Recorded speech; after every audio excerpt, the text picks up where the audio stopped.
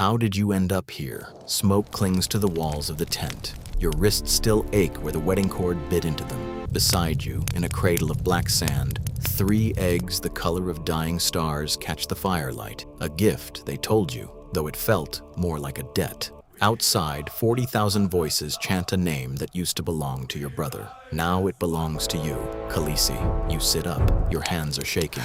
3 days ago, Viserys burned with fever in a rented room in Pentos, and by the time the maester arrived, his lips had already gone blue. No crown, no conquest, no golden shroud he always dreamed of, just silence. And you, alone, being carried east into a sea of grass and horses toward a man who bought you like livestock. You are 13. No, not 13. You stop yourself. You are Khaleesi now, whatever that costs. The tent flap stirs. Drogo enters, massive, silent, his bells clinking in his braid. 1 bell for every call he's defeated, and there are more bells than you can count. He looks at you the way a man looks at a horse he hasn't decided to keep. Your fingers curl into the furs beneath you. You do not look away. For 1 breath, neither does he. Then he leaves, and you exhale like you've been holding that breath since Pentos. 3 days into the Khalasar's march, you learn the first rule of the Dothraki Sea. Weakness is a scent, and it travels faster than wind. You ride behind the column, still unsteady in the saddle, and you hear the laughter before you understand the words. Dorea translates without meeting your eyes. Look at the little queen, she thinks she commands us. She is weak, like a lamb. They say the dragon cannot ride. They say Drogo bought a lamb. Your thighs are raw. Your spine screams every time your mare shifts her weight. But you think of Viserys' voice. You'll wake the dragon, and for the first time, that threat doesn't frighten you.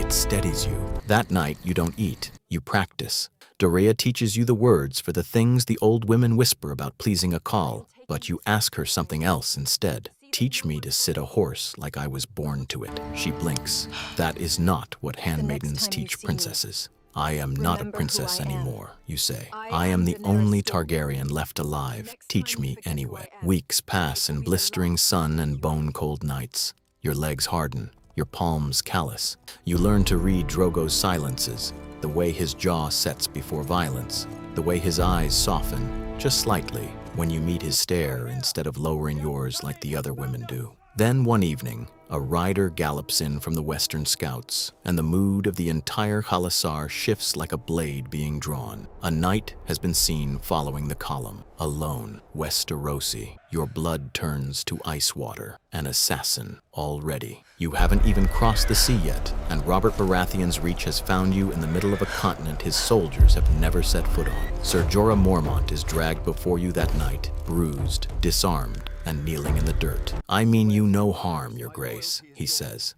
I've come to serve you. Every instinct in your body says liar, but you have no one else.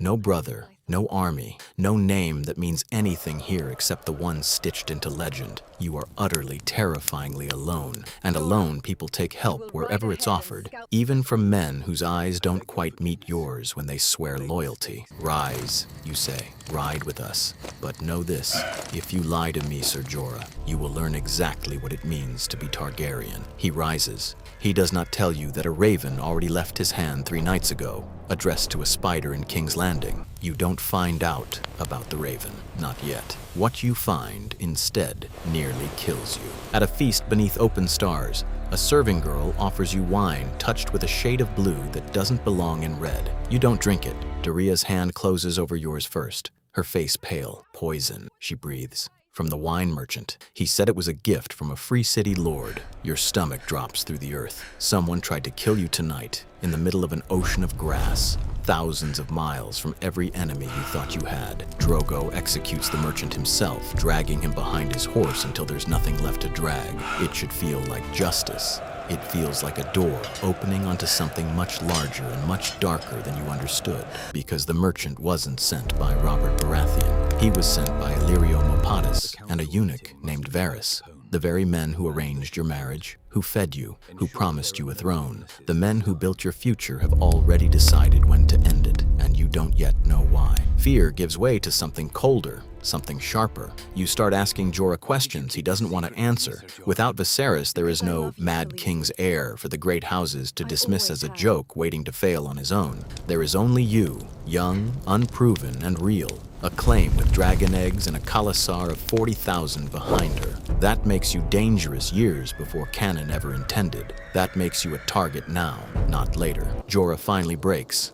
I sent reports, he confesses, kneeling again, this time from shame instead of capture, to Varys, about your movements, your health. I didn't know they meant to kill you. I swear it on my father's grave. Your hand hovers near the knife at your hip. Betrayal tastes like copper in your throat. Then you will earn back what you've spent, you say. Every report from here forward, you show me first, or the next raven you send will be the last thing you ever do.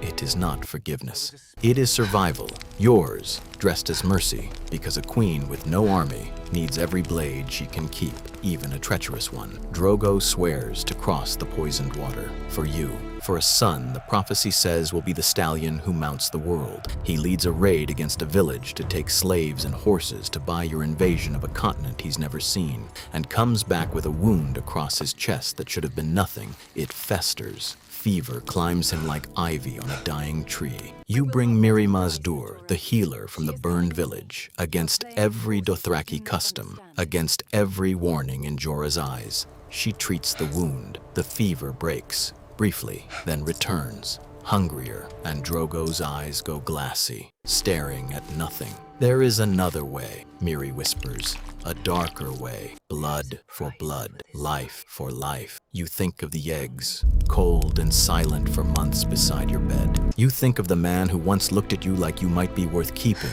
who never once, not one single time, hurt you the way the world warned you he would. You think of the last Targaryen, not Viserys, not your father you, and what it will mean to lose the only person who ever called you strong when you had nothing else.